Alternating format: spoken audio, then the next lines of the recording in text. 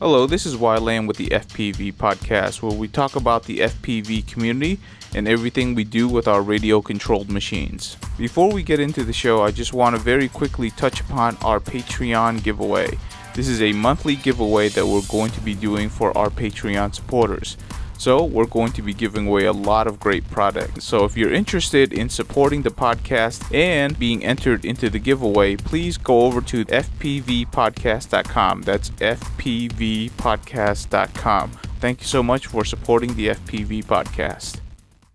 Hello everyone, welcome to this week's FPV podcast. This week we have a pilot that we've already had on. He's back on and he's going to be showing a lot of innovative stuff that he's been working on and also some brief discussion. But before we introduce Olaf again, Elvin, stop playing with your paper clips and what's up?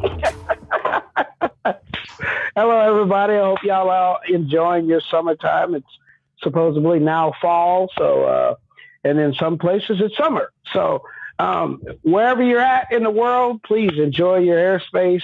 Have fun. It's yours too. Don't let them take it from you without participating in it. Please. There's petitions out right now, everybody. I don't care where you live at. If we get their websites and stuff to crash, we're making some noise. So I want you to hit every senator, every congressman, every so-and-so that you know in your area and anywhere that has control over any type of thing that has to get their attention and bring them and point out that they need to protect our RC model rights in the world and let us enjoy the airspace no matter whether or not Google, Amazon, and all the other big wigs that want the delivery space to use wants it. So fight for what belongs to us. Otherwise, we'll lose it. And I don't want that. Cool beans. Nope. Great words of wisdom right there. Olaf, a.k.a. Viking FPV. How's it going, man? It's going phenomenal. How about you? Doing well. So Olaf has been on the podcast before, but for anybody who hasn't heard from him, Olaf, can you give us a brief history of yourself?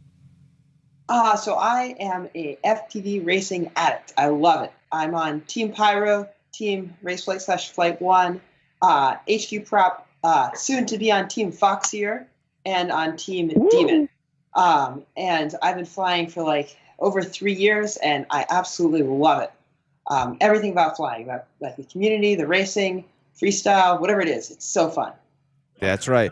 I actually saw him a couple of times on I.O. He was out and about enjoying himself, trying not to crash into things, but at least he was enjoying himself. By the way, the Team Pyro jerseys look great, so they really do stand out.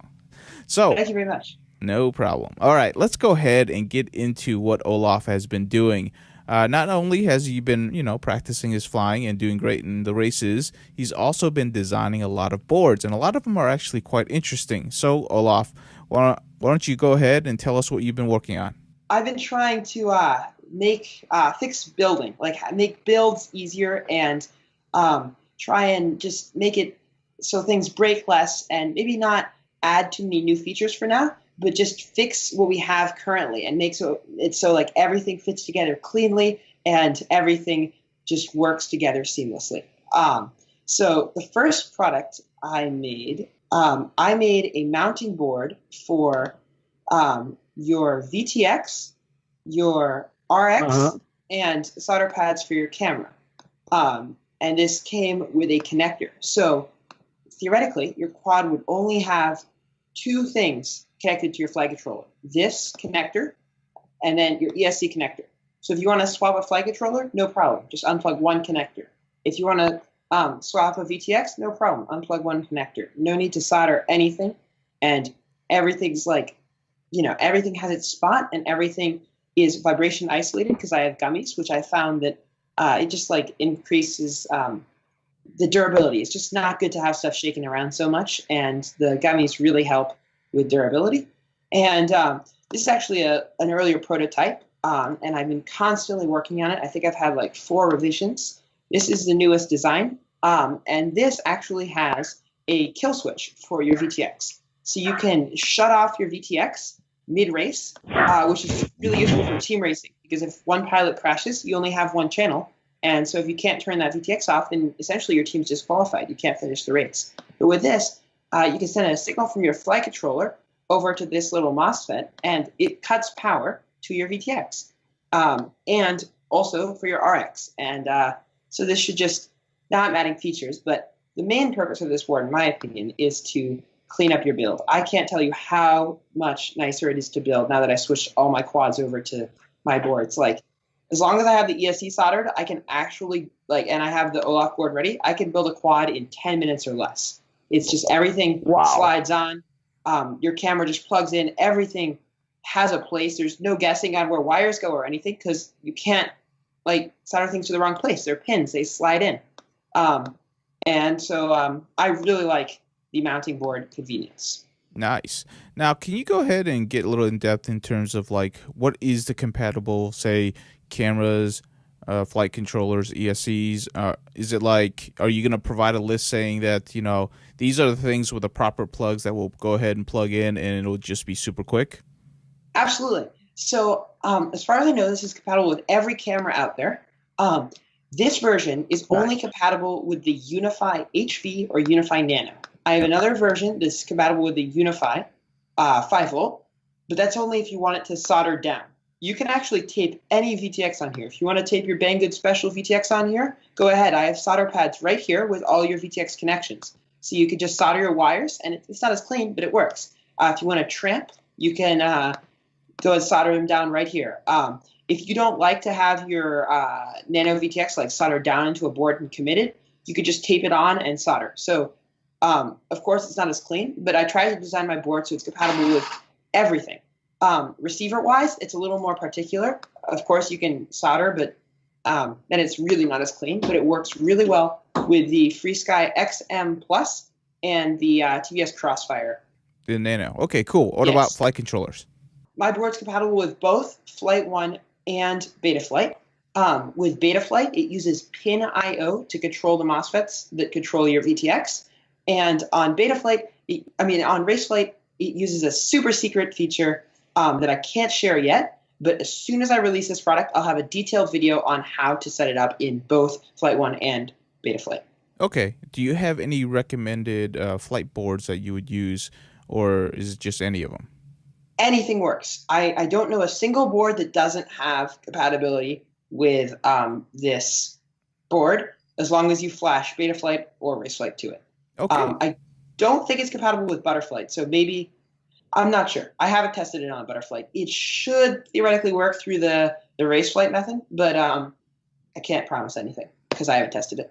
Oh, yeah, totally understand. But I'm sure you'll have a compatibility list out eventually when you have this board out. Now, absolutely. One of the key features that you did talk about was the ability to shut off your VTX, which is super important for any type of team racing. So can you tell us exactly how that works? You said the flight controller sends a signal to the board, not the receiver sends a signal to the board? Correct. The flight controller sends a receiver to the board through this connector. I have the name removed because it kind of explains how it works in just the name. So basically, I'm taking a lot of liberties here, but essentially how it works is this signal comes from the flight controller, and it tells this little component right here, which is just like a light switch. It's a MOSFET, and it says turn the light switch on or off. And if it says off, then, this component goes to my VTX, and so if the light switch turns off, then the VTX just loses power. But then, as soon as you get that signal again, the VTX can turn back on. Okay. And then I have another one here for the RX, mostly, kind of. And so it does the same thing. You can shut off your RX and then configure it so that if there's a failsafe, stay off. Maintain the last pin IO position. Okay. Is there a specific reason for that one? Yes. It's pretty unique. There isn't that big of a reason, but I needed that component anyway for the Unify Nano. So for Crossfire, if you're flying with telemetry, then your receivers will start getting fail-safes if you have multiple receivers connected. So if you have this one quad sitting out in the field and you put another quad out there, this quad will still be connected with the current like gear we use, and so you'll get fail safes on the quad that's flying because the Crossfire is really confused because it really wasn't designed to be operating 2 quads at once, and so you'll get fail safes on the flying quad, and then also some receiver and transmitter combinations don't allow for like to switch models really easily, and so it's just nice to be able to have everything on one model until your RX. And it didn't cost anything more; it was just a little more traces, and so I thought I'd do it. That's definitely nice. I didn't realize that Crossfire had that disadvantage, but I'm not usually, trying to send, 3 quads on the line all turned on. So I mean, like, you really can't blame them. What kind of engineer is going to think of this, like, really unique circumstance of flying? And it's only with telemetry on. As long as telemetry is off, I don't think there's an issue. Okay. Well, that's something actually good to know, because I think a lot of people flying Crossfire most likely do have telemetry on. Now, what do you think, Elvin? Do you like the board? I like it. The looks of it, I've been looking at it real good. It's well done. It looks like it's got all the pins and all the necessary headers that you might need, and a little bit of filtration I'm looking at. It looks good. Okay. What more can you ask for? Yeah, I agree with you. It does look good. For anybody who's listening to the podcast and audio, you definitely want to head over to the YouTube channel and check out some of the video for the layout. I'll definitely post some pics, and Elvin can post some pics in the Instagrams. A couple of questions for you, Olaf. This is, I think, a 30 by 30 design. Am I right on this? It is. Okay, so that's the traditional design. It's the design that I like because it offers a lot of space. Are you thinking about creating one for the smaller ones? Because some people are, wanting something like this for maybe the smaller builds? Yes, that's the number one feature request I get. And I really want to do it, but I think I will. Maybe it's not the priority, though, because I can't fit anything besides a Unify Nano and an RX in there. And I don't think I could fit the circuitry in there because there'd be almost no space. And if it's just the Unify Nano and the RX, White Noise FPV has something perfect for it. It has basically a 2020 with the Unify Nano and the RX. I might consider doing just the RX mounting and then like solder pads, but no actual place to stick it down for the VTX, and then the circuitry to turn it off. But I think before I do a 2020, I'll just have an individual like standalone VTX turn off thing. Okay. I really want to do 2020, and I think 2020 is a really nice format. It's just I don't have the ability to fit everything into that space right now. But it is. I'm thinking about it a lot, and as soon as I think of a way to do it, it will be done. Cool. Awesome. No, this is a great idea. Definitely anything to help clean up the boards and also, make components last longer will definitely be welcomed. Really like the innovation on that point. I know that this is kind of currently a prototype. When do you think you're going to actually have the final design and things are actually going to start being built and manufactured out? So I was actually talking to an engineer right before I got on here, and we are going to try and manufacture the final revision prototype with the kill switch tonight, and hopefully it'll be tested in China, and then I'll be able to have a functioning like final batch production start within a week, and then hopefully be ready to sell boards, have them here and everything in 3 weeks. In 3 weeks?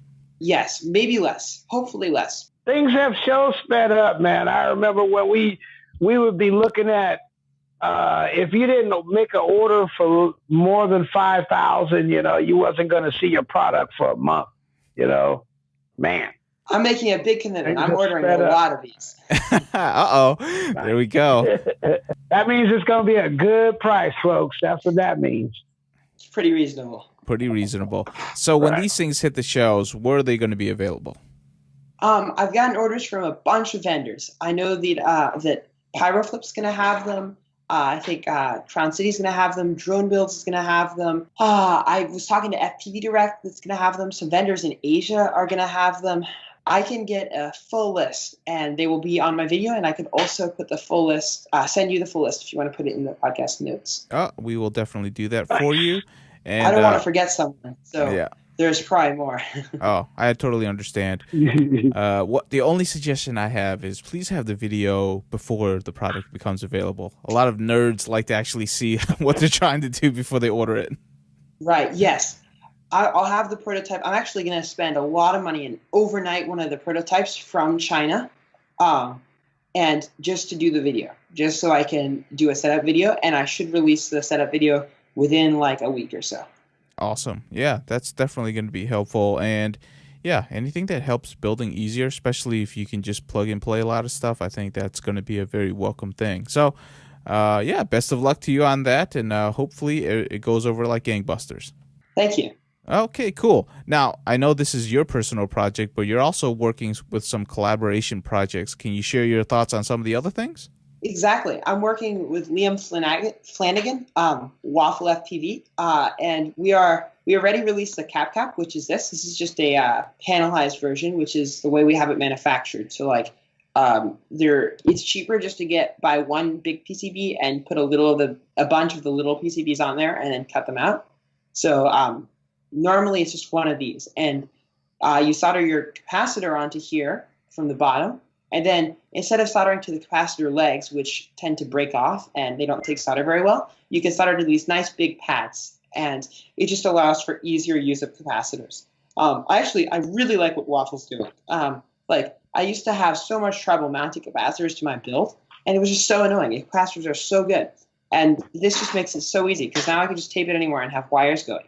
Then also, if you really, really have no room in your build, we're working on this. This hasn't been hasn't been released yet, but this allows you to solder a capacitor right here, and so you have your capacitor right next to your XC60. Here you can see how the capacitor goes in, and so you'll have just your XC60 and your capacitor, and you can just solder wires to your capacitor like normal, and basically now you have no excuse to use a capacitor. It's so easy. All you got to do is put this PCB in there, and boom, you slide a capacitor in, no problem. Maybe wrap some tape around there to make it really strong, and you're set.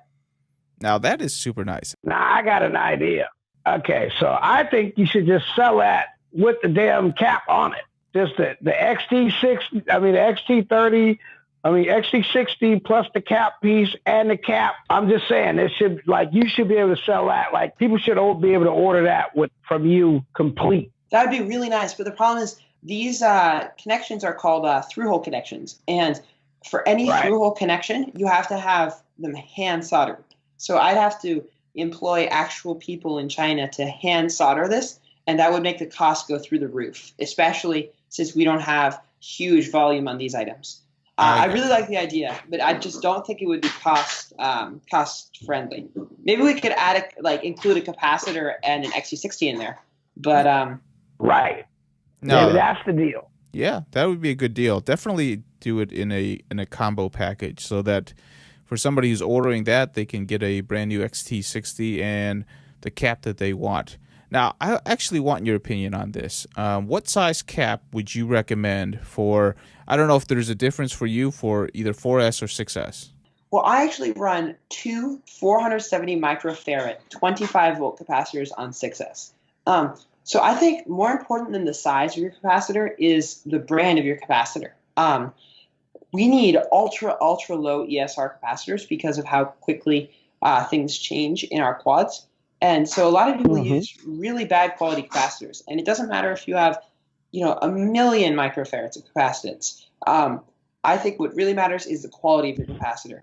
So I run my capacitors. They're only 25-volt capacitors. I HV6S them. Sometimes I regular 6S them, bent props, everything. And they don't even get hot. And normally a 25-volt capacitor is too low for 6S. But since I use a really good brand, I use Panasonic FM series capacitors, they take it no problem. And I've never had one fail or get warm or anything. So I'd recommend, let's say 500 microfarads or more of capacitance. But really, the important thing is to get a good brand. See, I learned something new right there. This is the reason why I think you should combo it together, because people will miss little things like that, or they just buy the bulk order ones and not know a difference. Like, I wouldn't have known the difference, right? I would have just hey, you guys got some of these, and it's like, okay, he's got them, so I'll just buy them, right?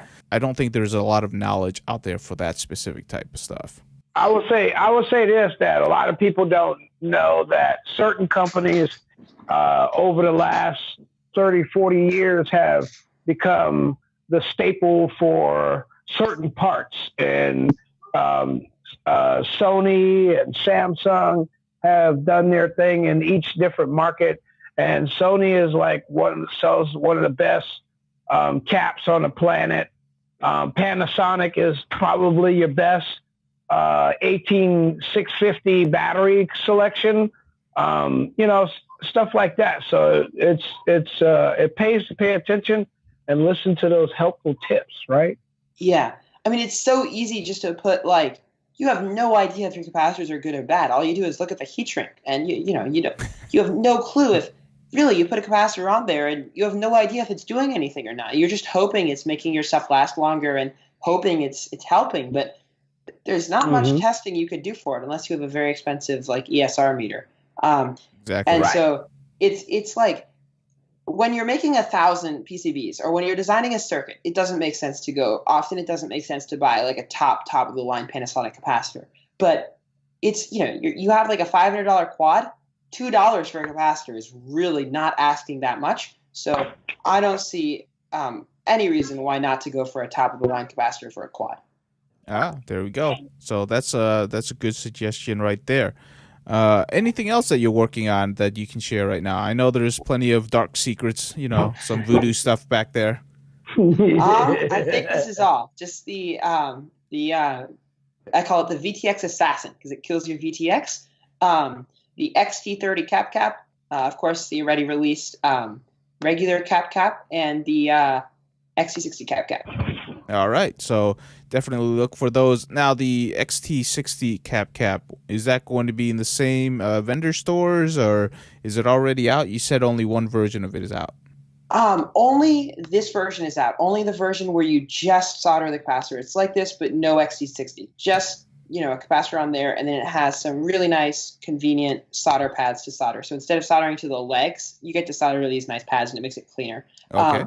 And it's in stock, just to name a couple vendors. Pyroflip has them. Race Day Quads has them. I know Wicked Quads has them. Ton of stores have them. I can't quite name them all since I'm actually, like I said, I'm FPV podcast has them. You're funny. What about the other one? What about the one where you can solder XT60 and the cap? This isn't out yet. I actually just am making the order for this tonight. We finished it, and I'm making the order for these tonight. And I know that Pyro has pre-ordered a bunch of them. I don't know if any other stores have pre-ordered them or not. All right, there you go. So definitely check out the Pyro store. Considering he is a Pyro pilot, you can probably just find everything there. Let's go ahead and turn the subject into something that's a little bit more interesting, which is the discussion on, truly innovative products that moves our sport hobby forward and stuff that people just waste money on because people post it on Facebook and whatnot. So, Olaf, what is your diatribe on this? What do you think is going on here in our hobby? There's so much hype train stuff, and everyone knows that. I'm sure that, I hear that all the time. There's so many hype trains that don't actually push the hobby forward. So I started thinking, what actually, long term, what has actually changed? Everyone changed in the hobby. For example, I think the biggest thing by far of the hobby is software. I bet if we took old quad hardware, all the chips from old quads, and just flash them with new software, we could get 80% of the flight performance we have right now. Just imagine how your quads flew. Just think of a quad flying 3 years ago, and you just immediately hear oscillations. It's just flight controller firmware has improved so much, and that's really the people who innovate in the hobby are developers for flight controller companies. Flight controller tech has really pushed. So when I see software stuff, I'm actually more excited than hardware stuff. Hardware-wise, motors, I actually don't think we've innovated in motors. If you think about it, every motor recently, since the beginning of the hobby, has been much more powerful, but they also kill the amps. They draw more amps. And I think that, I run new motors. I run 6S, 2207, 1722s, but that's really a compromise. And I think I'm not sure on this, I'm just guessing. But I think the motor technology has always been out there. We just chose, not to do it because we knew they hurt your batteries a lot. Props have helped a lot. Oh my gosh. I remember the days of the only prop out there was like the GemFan 5x3 bi-blade prop that exploded midair. Oh, I remember those. I remember that. You look at them wrong and they break, and you're like, dang it. Okay, now I got to go put it back down, get the wrench out or the screwdriver out and replace them. Yeah, I remember those days. Brought pops by the thousands. That's actually kind of interesting in what you said, because it is true. I mean, that's the reason why the flight controller software, there's so many revisions of it, because somebody's always contributing to that particular part. And let's face it, that's also the free part. So everybody can upgrade from that one. That's the easy one. Here, I understand DIY. I understand open source, but I don't understand literature. I don't understand, communication from the people that are programming these things, right? Like, okay, so here's just for an instance, okay? Just for an instance, iNav just came out with iNav 2.0, right? They expect everybody to flock to it, right? And we did. But some of us can't use it because they didn't work all the way through all the flight controllers yet, right? So like some flight controllers, you get iNav 2.0. Some of them, you only see 1.9.1, right? And that's just it, because someone hasn't done the work. And so the rest of us is like stuck standing here, like waiting for something to happen, and we can't make the step forward. And then on the other aspect is the information in the wikis are never updated, which sucks. Okay, that was my bitch, because that happened to me yesterday. That's called the soapbox. There is some truth to this, is that sometimes the documentation doesn't keep up with the firmware updates. Like I said, flight controller firmware is so important. So I think the people who design it should be paid, to be honest. I think if we can get more people paid who are doing flight controller stuff, we'll have more documentation. And who wants to go write a wiki page? That sounds boring. If I knew how to code flight controllers, I would not want to be writing a wiki page. I would want to be coding. And so someone would have to pay me to write the wiki page, but maybe I'd work on the flight controller for free. So I want to see more support, whether it's, I'm not trying to show race flight because I'm a race flight team pilot, but I want to see more developers getting paid for the amazing work they do for the hobby. And I really think that it will allow for easier setup of quads and easier flying of quads. Because when you think about it, so many problems are in I forgot to turn this feature on in beta flight or race flight, or did I reverse my props? And quads would be so much easier. I mean, race flight has taken it one step, very good step, with their graphic configurator. That's pretty nice. But we need more stuff like that for every feature in flight controllers. It should all have a GUI and a displayed you don't have to go to the wiki. There should be a little information thing that says what it does. And I think the only way we can really achieve that is by paying our developers. We can't expect all our developers just to do that boring nitty-gritty stuff for free. So that's my opinion on that. No, I agree with you. Just YouTubers have Patreon accounts and ads. Okay, don't put ads on from flight controllers, please. But go ahead. But a Patreon account would be fine. That's such a good idea. So you're your OSD. Every time your OSD turns on, a vendor's name pops up. That's terrible. Okay, Olaf, Olaf, this is your fault. If we ever see this, I'm going to come back to this podcast. It's it's Olaf's fault. I'm going to haunt your ass from the grave. Now, having said that, Olaf, since you've had experience with a lot of the flight controller software, do you see a distinction between them, or is it kind of at this point more personal preference? I haven't flown beta flight I switched to race flight nearly a year ago, and I haven't flown beta flight since. Really? I know a lot of people who've flown both have told me that beta flight has gotten a lot better, and I believe them. But I know back when I flew them both, race flight was so far ahead. Holy crap. I loved it so much. I give you that. I agree. of course, who knows? For all I know, Betaflight could be better. I don't think it is, just because I do think that Raceflight uses superior hardware, and I do like the idea of like Raceflight knowing exactly what flight controller you're using, so they can code exactly for that, package. And I do think that would probably give them a big gain and all. But like I said, you should talk to someone who's flown them both. Okay, cool. Now, going back to the hype train, what do you think in the hobby has been the most hyped? ESCs were huge. ESCs made probably the second biggest difference in flight because your flight controller can communicate fast. But all like BL Heli S/BS Heli S32 ESCs are very, very similar. And I think ESCs blow up, not necessarily, yes, design is a big factor, but this is all like what I think. This isn't really fact.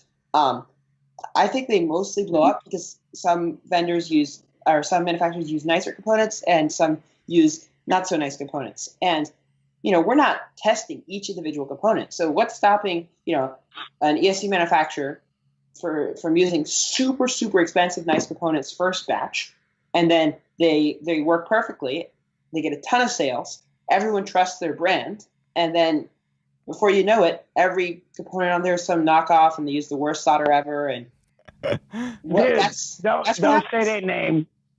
Don't say their name. I can't say a name. Pretty much everyone does it. Right. Just following the threads of all of the Facebook groups because everybody does, right? I think people waste more money on motors just for color, design, and bling than anything that I've seen. It's like getting a new set of wheels on your car. It's like, oh, those look new, $100. Those look new. Those Hyperlights, that blue and that orange. Oh, it's so nice. And the motor works so much better than version 1 from 2. Like the fractions of changes is only like 3%. But they got you for another $25. Yes, they do. I will admit, we do have a problem. I think this is just a spending problem. I don't think there's any way to actually solve it. It's just people just like spending money, I guess. I don't know. I think the hype train is good if the money goes towards companies who put it back in the hobby. Here, I'll give you an example of a company I'm not sponsored by, just to avoid bias. Like, I would be very happy buying a hype train product from TBS because I know TBS is going to use that money and put it back into developing something amazing like the Unify or the Crossfire or stuff that's just been so good for the hobby. But I don't want to throw a company under the bus, but a lot of companies, like, okay, fine, I'll throw Banggood under the bus. Like, if you buy something from Banggood, what innovation have you seen from Banggood? They're going to put that money right into their pockets, and it's not going to get back into the hobby. So hype trains are good, but it's kind of like a donation, kind of, not really. So just be smart with what hype train you follow, I think. Yep, it's true. And anything that's a clone, you're not helping the hobby at all, and you're probably just buying a cheaper product. So that's just the fact of it. But cheaper products. But if it keeps you flying, I'm not going to rail on you too much because, hey, you do what you got to do to stay in the air. That's what people have banged into me going on that subject. But I'm not going any further on that. Any other points you want to bring up before we start wrapping up the show? I would like to bring up just try and like understand the tech that we use. Like, I think the way I learned, I'm not trying to say I know a lot about the tech we have, and I still have a lot more to learn. But I think the best way I learned something through about our tech is just looking at a bunch of different ESCs or looking at a bunch of different flight controllers or VTXs and just noticing their similarities. And especially with flight controllers, like every flight controller is the same. Oh my gosh, they're so similar. It's every flight controller is a clone of itself, of the previous flight controller. And so just try and that helps you find hype trains. Like if a new ESC comes out and it's got the exact same chips and the exact same, layout of everything and the exact same FET, then it's probably just like a rebrand or something. So like an ESC just came out that I was looking at, and I would never use that ESC because it's obviously a rebrand. All they did was move some resistors around, and it's the exact same thing as another ESC I know of, and that other ESC has the same not so good reputation. And so just look at things and think, is this just a like a guy that went to another guy and said, make me this product with my logo, or is it an actual guy that went to an engineer and said, this is what we do, this is our drones, make something that's durable, that performs well, and actually put thought into pushing the hobby forward? No, that's a really good thing. Actually, kind of brings up a question for me. I knew you when we talked the first time, you were really hardcore into racing. This time now we're talking, you're hardcore into actually starting to build your own products. What kind of triggered that in you to really start looking at designing your own things? So I one day at school, I was thinking of my build and how to clean up my build, because I had my RX under my ESC, and I was killing so many RXs because the ESC would come up slightly, then the RX would start shaking, and the components would start falling off, and it started actually one ESC got damaged a little bit because it's just shaking, and anything moving isn't nice usually. And so I'm like, where do I mount my damn RX? I was so annoyed because there was no room. So I ended up zip tying it to the top of my VTX around my flight controller. And then every time I wanted to fix it, I'd have to cut the zip tie in. Oh, it was terrible. And I'm like, I need a place for everything. And everything fits. I'm like, yes, I can fit it, but I can't get it to attach unless I use like double-sided tape, and then I can't have the RX go on top. And so I'm like, wait, I can make a board. And so I like Googled how to make a PCB. And I watched this video of this software that's like 10 years old, and I had no idea. And I just found a software that looked like it, but it wasn't the same at all. And I tried to apply them from each other, and I did it terribly. But I just like, all I could think of was PCB design. And I was learning so slowly, but I was learning just how to make my PCB. And then I made the PCB. I actually have it right here. This was after like a week of learning, a week of like 12 hours a day. This piece of crap. Oh my gosh, this is so bad. This little PCB. I didn't know how to round the corners. Like, I didn't know the button that rounds the corners, so I just had hard corners. I didn't know the button that makes holes, so I just put a little drill guide and drilled my own holes. I didn't know how to change the trace thickness, and so those, I don't know if you can see it, but those traces, if I look at them wrong, those traces crack. They are terrible. This is a terrible product, but it was so fun. This is like, I love this thing. I keep it here because I look at it and I think, that's awesome. This is what got me into it. I have like a trace that goes like all the way around the edge and then goes through the center. It's terrible. It's so bad. But it's my first product, and I learned so much on this. And so like, as soon as I got this, I'm like, oh gosh, I know what to do. So I had like another prototype ordered within like 2 days. And then this is basically the original version of my Vtx Assassin. I just keep adding stuff to the Vtx Assassin that makes it better. Whether it be really essential stuff like stack holes, or minor stuff like a VGX kill switch or rounded corners. And so I got into learning this stuff just off of need. And I wanted to design a flight controller, and I still wanted to design a flight controller. That's a goal. The Olaf FC.